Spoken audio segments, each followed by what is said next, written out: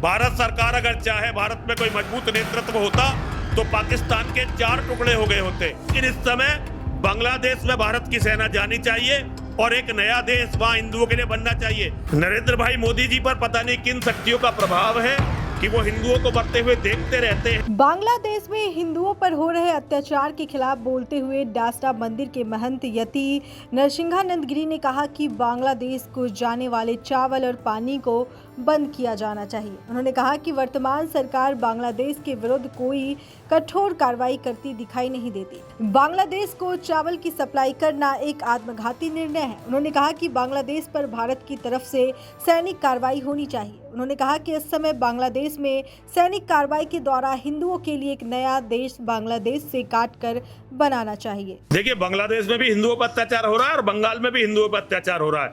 न मोहम्मद यूनुस कुछ कर रहा है, न ममता बनर्जी कुछ कर रही है। कुल मिलाकर हिंदुओं की स्थिति पूरी दुनिया में ऐसे हो गई है जैसे हिंदू किसी विधवा का दामाद, जिसे हमारे कहते हैं ना रांड का जमाई, रांड के जमाई जैसी स्थिति हो गई है। न बांग्लादेश के हिंदुओं के लिए हमने कुछ किया, न बंगाल में जो हिंदू मर रहे हैं उनके लिए हमने कुछ किया। नरेंद्र भाई मोदी जी पर पता नहीं किन शक्तियों का प्रभाव है कि वो हिंदुओं को मरते हुए देखते रहते हैं, लेकिन हिंदुओं को बचाने के लिए कुछ नहीं करते। मैं तो मां और महादेव से केवल इतना ही कहना चाहता हूं कि जल्दी से जल्दी योगी जी भारत के प्रधानमंत्री बने, ताकि बंगाल में भी और बांग्लादेश में भी हिंदुओं की रक्षा हो सके। अब तो केवल योगी जी ही राजनीतिक रूप से कुछ कर सकते हैं। साथ ही हिंदुओं को भी समझना पड़ेगा, अपने भाइयों की दुर्गति पर, अपनी बहनों की दुर्गति पर, अपनी बेटियों की दुर्गति पर, अपने मठ मंदिर की दुर्गतियों पर हिंदू रोना तो शुरू करें, कम से कम आवाज तो उठाएं। बांग्लादेश में जब ये दुर्गति हुई, हिंदुओं ने कहा है दूसरे देश का मामला है, लेकिन अब देखिए बंगाल में क्या हो रहा है। लगातार वहां बहन बेटियों से कहा जा रहा है जाओ, यहां हमारे पास रह जाओ, और मर्दों से कहा जा रहा है भागो यहां से, और मंदिरों को तोड़ा जा रहा है। इस परिस्थिति को रोकने के लिए कड़े कदमों की जरूरत है, जो मुझे लगता है कि मौजूदा सरकार नहीं उठाने वाली।